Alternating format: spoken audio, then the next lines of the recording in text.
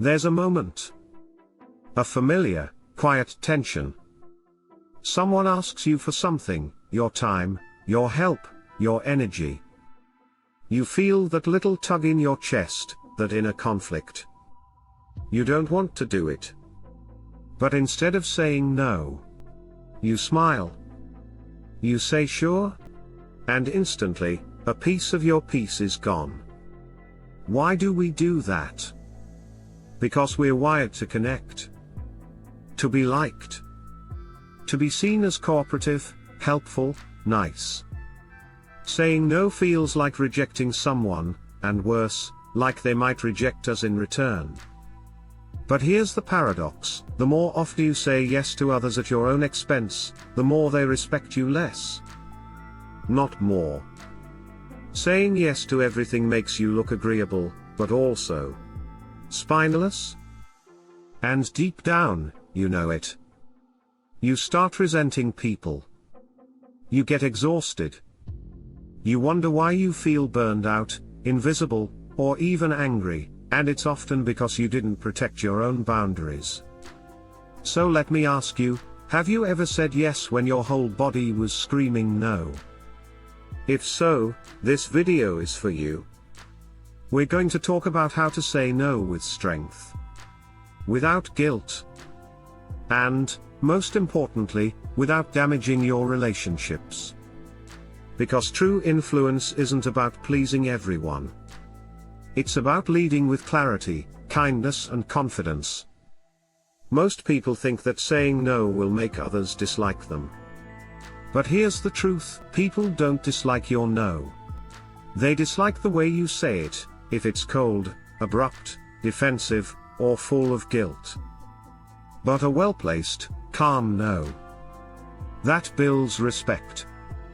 Because people admire someone who knows where they stand. Let's take an example.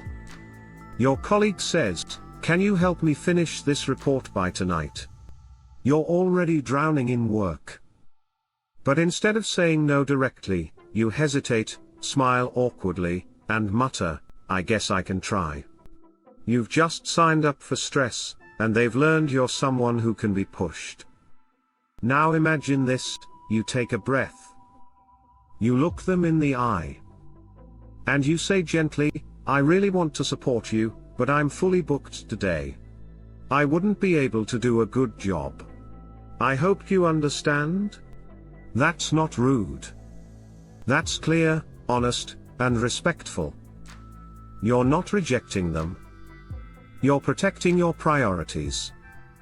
Here's a powerful sentence you can use in almost any situation: "I really appreciate you asking me, but I have to say no to protect my time."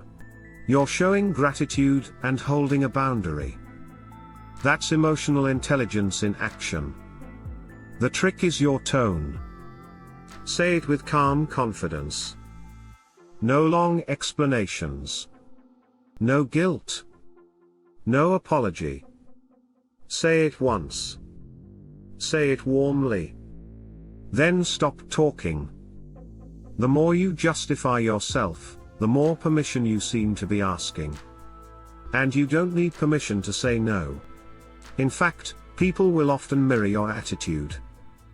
If you act guilty, they'll treat your no like something wrong. If you act calm and centered, they'll accept it much faster. And guess what? Most of the time, they'll respect you more than if you had said yes. So, why do we still struggle to say no, even when we know it's the right thing? Because we fall into emotional traps. The first trap: the guilt loop. You think, if I say no, they'll think I'm selfish. You imagine their disappointment.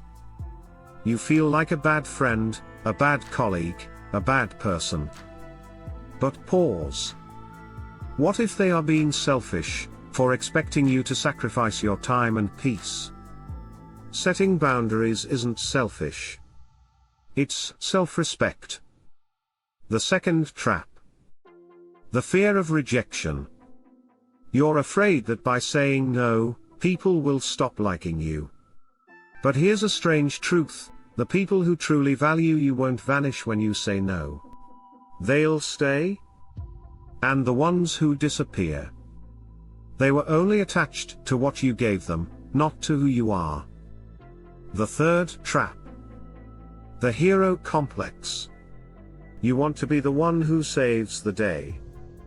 Every time someone needs something, you feel like it's your duty to help. But being helpful is not the same as being available 24/7. True heroes know their limits. They don't burn themselves out just to keep others happy. Let me give you a sentence to break the hero trap: I care deeply, and that's why I need to take care of myself first. Let that sink in. There is strength in kindness. But there is also kindness in strength. When you say no clearly and respectfully, you model something powerful, a life where both people matter, you and them. Let's get straight to it. There are 5 powerful ways to say no, without sounding cold, rude, or guilty. Technique 1, the compliment sandwich: start with warmth, then say no, then end with encouragement. You always come up with great ideas, and I wish I could help this time, but I have to pass. Let me know how it goes though, I believe in what you're doing. You protect the relationship and your boundary. Technique 2, the delayed response: if you feel pressured, delay your answer. Let me check my schedule and get back to you. This buys you time, and prevents impulsive yeses you'll regret. Technique 3, the confident close: state your no clearly, and then stop talking. I won't be able to commit to that. Say it calmly. No apologies.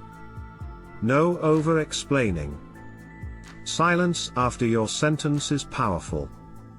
Technique 4, offer alternatives: if you want, only offer alternatives when it's genuine, not to soften guilt.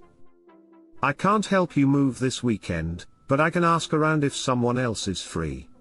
You're still helpful, on your terms.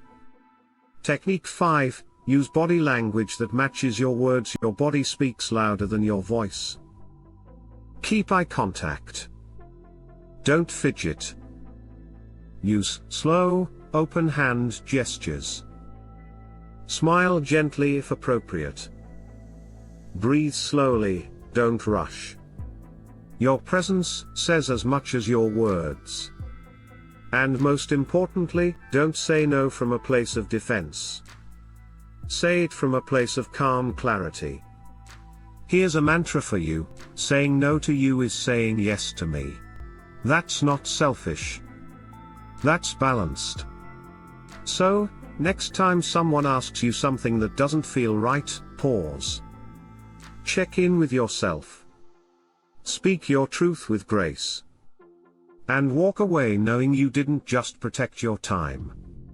You protected your energy, integrity, and peace.